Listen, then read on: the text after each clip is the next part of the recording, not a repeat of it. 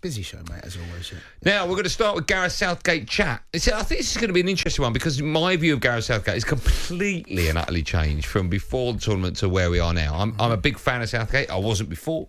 Tactically, I think he's excellent. I wasn't before. I didn't think he picked the right 11. I do now. I'm very excited that he's the England manager, and I'm very excited about what he's going to do for England in Qatar, the World Cup next year.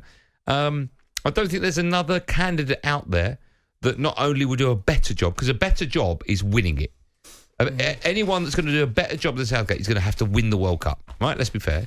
So I don't think there's a manager out there that's going to guarantee us that. And also, I don't think there's necessarily a manager that's going to get all these players, especially these young kids coming through, that want to play for the manager like they do Gareth Southgate. So I think he's number one candidate for me.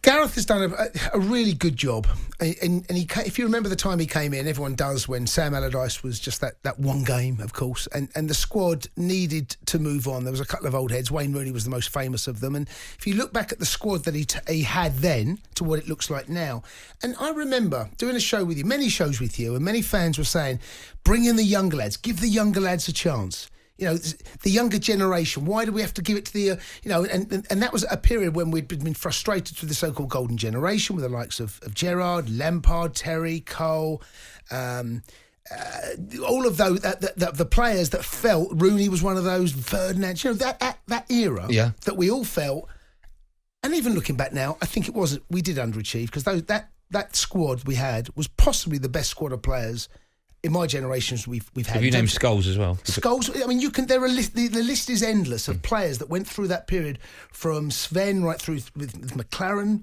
as well, Capello. So you think about what that squad looked like and those players that we had at our disposal, and to think that we didn't get to a semi-final. I think quarter-final was the best we ever did, right? And now we've got a manager that has done it a different way. There are a number of players that he's brought through. You think about the likes of Saka, for example, right? Who you went back over 12 months ago when the tournament was supposed to have been played. Saka, no one even heard of Saka. If outside of Arsenal, or if you knew of these young players coming through at the under-21s, you would have known. But generally, the football fan didn't know who Saka was. Mount wouldn't have got a look in. Bellingham wouldn't have got a look in. And there's others that I can't quite think. Maybe Sancho wouldn't have got a look in. Sancho's another one. Calvert-Lewin probably wouldn't have done. Right, so you look at this now. So the squad now is evolved, and there's a number of players that didn't make it. Foden probably wouldn't have done a year ago. Foden, no chance, right? So you think about what that... And these young players have still got... There's development to go on.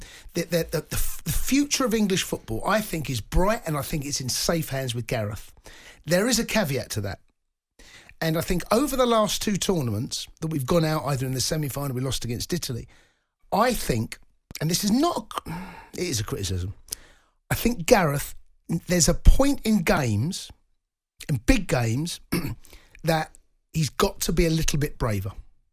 And what I mean by that... Give me an example. Okay, so the Croatia game, when the game was being wrestled, we took the lead. Going back to the World Cup. Going back to the World Cup. The Croatia game, where I thought we were excellent in that first half, and there was a moment where maybe if Harry Kane finds Sterling, we go 2-0 up. That didn't happen, okay? So it's 1-0, we're in a good position. And Croatia, and then Modric did what he did, and their midfield dominated the game. And I felt that we were a little bit, not hanging on, but our first instincts were defend what we have, which is a natural reaction in such a big game. It's hard sometimes because the team has to react. Croatia had to come onto us. Very similar against Italy. Very similar. The fact that we had the lead, and Italy, 1-0 up again at half-time, Italy had to change the game. Otherwise, they were going to lose the final. So it was up to them to do something different. So they had to chase the game, and they made a change. Chiesa come to that on the right-hand side to the left-hand side, and we naturally, because we had something to defend, sat a little deeper and was quite passive. I think at moments like that, we've got to somehow wrestle the game, the possession. Not saying we have to go gung-ho. I hear what you're saying, but we didn't lose that game. He could have made changes. We were 22 minutes away from winning. He could have made changes, and it would have made it easier for them not just to score, but go on and get the winner in 90 or 120 minutes. And against Germany, we got to 70, he made his tactical changes. We won the game 2-0. So I hear what you're saying, but we didn't lose the game at the Euros. You know, the only time we got beat was on penalties. No, I'm not against the team that are unbeaten in over 2 years. That's why I said I hesitate to use it as a criticism. But I think that if there was something I'd like to see differently done in the next tournament in the World Cup, if there is a big game in a big moment where the team starts to wrestle. Italy were on top. You said it in the green room.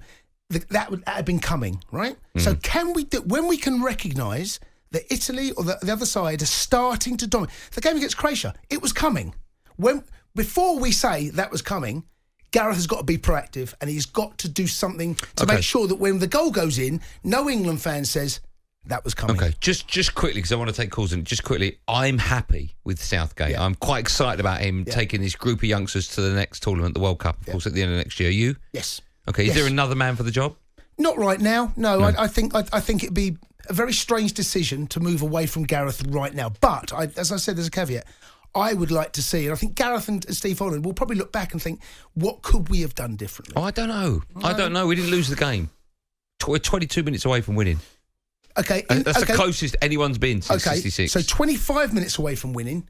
Could he have made a change? But then if he made that change, we might have lost in normal time. But I'm not saying go gung-ho. I'm just saying I know, tweaks, but I'm just saying. Little things that we can wrestle back the game. The game was slipping away from us. Can we wrestle the game back or become a tougher obstacle to get around? Southgate, if it's a nay, tell us why and who you think should take over. We are happy with Sir Gareth Southgate. By the way, he still might get that night. Did you read that? What did you make of that? Not for me. No, you've got to win it. No. Yeah, I agree. I was all for Sir Gareth Southgate if we win it. Yeah. No, not at all. No, I agree. Okay, all right. Blimey, look how personal you're taking it. It's like they've taken it off you to give to him. Sir Cundy. The day that happens, I'm out of here.